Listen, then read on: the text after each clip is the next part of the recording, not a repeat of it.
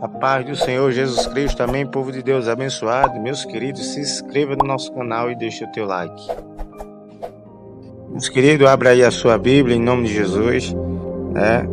E que Deus tenha uma palavra tremenda para os nossos corações. Hoje a palavra é bastante forte. Hoje nós vamos falar sobre o julgamento de Deus, amém? Abra aí a sua Bíblia em Salmos, de número 9, versículos a partir do 7. Diz assim a palavra de Deus: mas o Senhor está assentado perpetuamente, já preparou o seu tribunal para julgar. O 8, ele diz: ele mesmo julgará o mundo com justiça, julgará os povos com retidão. O Senhor será também um alto refúgio para o oprimido, um alto refúgio em tempos de angústia. E em ti confiarão os que conhecem o teu nome, porque tu, Senhor, nunca desamparaste os que te buscam. Amém? Queridos, nós vemos aqui um versículo bastante que nos chama bastante a atenção, onde fala sobre o julgamento de Deus, que Deus, o Senhor diz que já está sentado. E a Bíblia diz que um dia ele vai julgar esse mundo com justiça, né?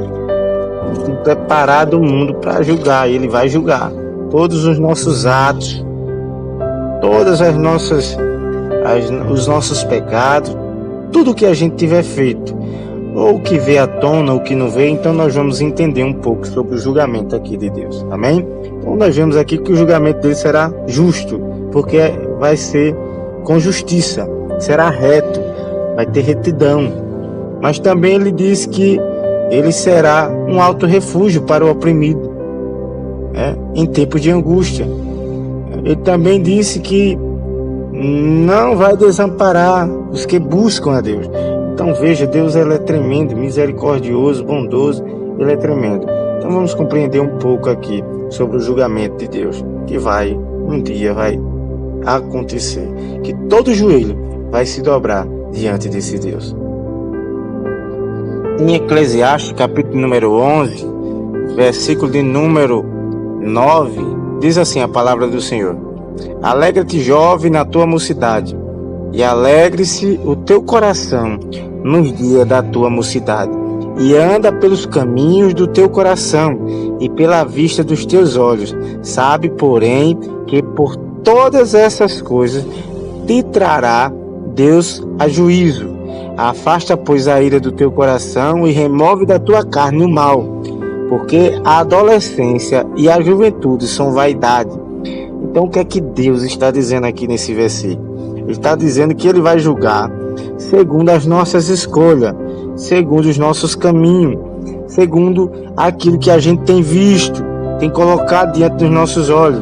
Ele diz: sabe, porém, que por todas essas coisas te trará Deus a juízo. Deus nos deu livre-arbítrio, e nós vamos ver que quem é de Deus, na verdade, não tem esse livre-arbítrio, porque quem comanda, quem manda na sua vida é Deus. Então Deus vai trazer o juízo aqui sobre as nossas escolhas. Vamos ver mais o que, a Bíblia diz aqui em Eclesiastes, capítulo número 12, versículo a partir do 13, diz assim: de tudo que se tem ouvido, o fim é, Eclesiastes 12, 13, o fim é: teme a Deus e guarde os seus mandamentos, porque este é o dever de todo homem, porque Deus há de trazer a juízo toda obra, e até tudo que está encoberto, que seja bom, que seja mal. Então vejamos que o tribunal de Jesus Cristo, onde ele vai assentar, ele vai ser reto, ele vai ser justo, não tem como se esconder diante dele. Toda obra que nós estivermos feita, ou bem ou mal, vai ser lá dita naquele dia. Então vamos ver mais o que, a Bíblia diz aqui em Isaías, capítulo número 25. Em Isaías, capítulo número 25, versículo 7, diz assim a palavra do Senhor: e destruirá neste monte a máscara do rosto com que todos os povos andam cobertos, e o véu com que todas as nações se escondem. O que é que Deus está dizendo aqui? toda a podridão da nação, de todos os povos, toda a máscara que muitos estão usando vai ser destruída, vai cair por terra, porque Deus, Ele é Deus do céu e da terra. Então nós vamos ver mais aqui sobre o juízo de Deus. Em Isaías, capítulo de número 17, versículo 7, diz assim: naquele dia atentará o homem para o seu Criador, e os seus olhos olharão para o Santo de Israel. Então veja, haverá um dia que todos nós vamos ficar frente a frente, a criatura com o Criador, e vamos olhar para o Santo de Israel. Glória a Deus. E aqui em Romanos, capítulo número 2, versículo 16, diz assim a palavra do Senhor: no dia em que Deus há de julgar os segredos dos homens por Jesus Cristo, segundo o meu Evangelho. Então o que é que Deus está querendo dizer aqui? Que Deus também vai julgar segundo o Evangelho daqueles que não querem, não conheceram, e daqueles também que não obedecem ao Evangelho do Senhor. Jesus vai julgar.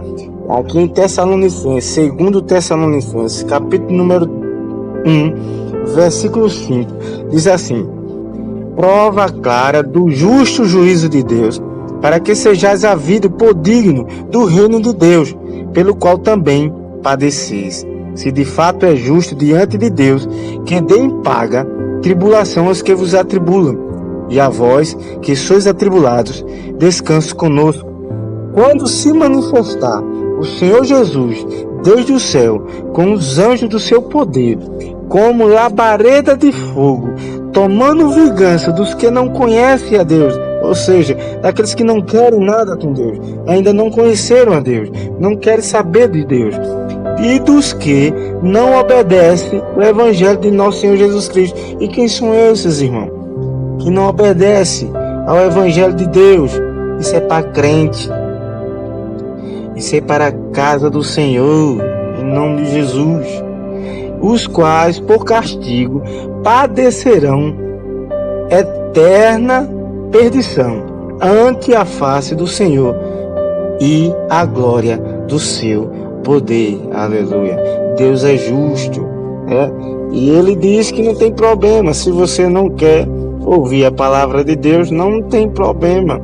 Ele diz que a própria palavra há de nos julgar. A Bíblia diz aqui em João capítulo 8, versículo de número 47, diz assim a palavra de Deus: quem é de Deus, escuta as palavras de Deus. João 8,47. Por isso vós não as escutais, porque não sois de Deus. A Bíblia diz assim, aqui em João 8, e o verso de número 52, parte B: se alguém guardar a minha palavra, nunca provará a morte. Glória a Deus, aleluia. O 54 diz assim, e Jesus respondeu: se eu me glorifico a mim mesmo, a minha glória não é nada.